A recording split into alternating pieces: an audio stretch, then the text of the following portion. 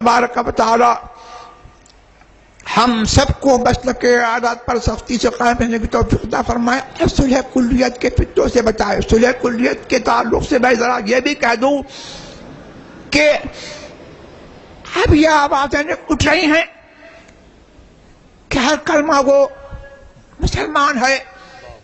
ایک مضمون بھی ایک محقق صاحب نے حضرت سے آئے اور یہ مضمون لکھ مارا کہ حدیث میں جو ہے کہ میری امت 72 یا 73 فرقے ہو جائے گی، سب جہنم میں، حدیث کے الفاظ ہیں کلہم فی النار، سب جہنم میں ہمیشہ رہیں گے۔ یہ حدیث کا صحیح ترجمہ ہے۔ الا واحدہ، مگر ایک، ما انا علیہ واصحابی۔ سرکار سے پوچھا کہ کون ہے وہ؟ سرکار نے فرمایا وہ جس پر میں ہوں اور میرے صحابہ قائم ہیں۔ یہ کلمہ محقق صاحب یہ کہتے ہیں کہ جس طریقے سے بے نمازی اپنے کیے کی سزا پا کر کے کچھ دن جہنم میں رہ کر کے جنت میں جائے گا، سارے فرقوں کا مآل یہ ہے کہ کچھ دن کے لیے وہ جہنم میں جائیں گے پھر جنت میں جائیں گے۔ اور انہوں نے کہہ دیا کہ یہاں پر دخول مراد ہے، خلود مراد نہیں ہے۔ یہ بہت ساری آیتوں کی تکذیب ہے، خود حدیث کے مفہوم میں تحریف ہے۔ اب ان کی پشت پناہی کون کر رہے ہیں مجھے کہنے کی ضرورت نہیں ہے، آپ کو معلوم ہے۔ کیا بات ہے، ان کے ساتھ کون بیٹھ رہے ہیں وہ مجھے کہنے سے نہیں، آپ کو معلوم ہے۔ اور اسی تعلق سے بدنام زمانہ کتاب عرفان مذہب و مسلک بانٹی گئی کیا بات ہے، اور پوری دنیا میں چھاپی گئی، وہ بھیجی گئی، چھاپ کر کے بھیجی گئی۔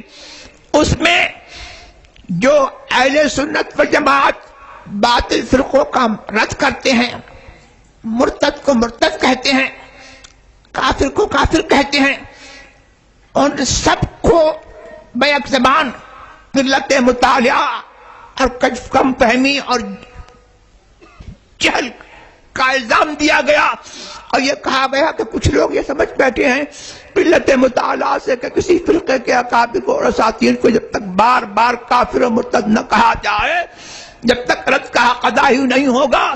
یہ قرآن کی سنت ہے، بار بار اللہ نے جو ہے کافر کو کافر فرمایا۔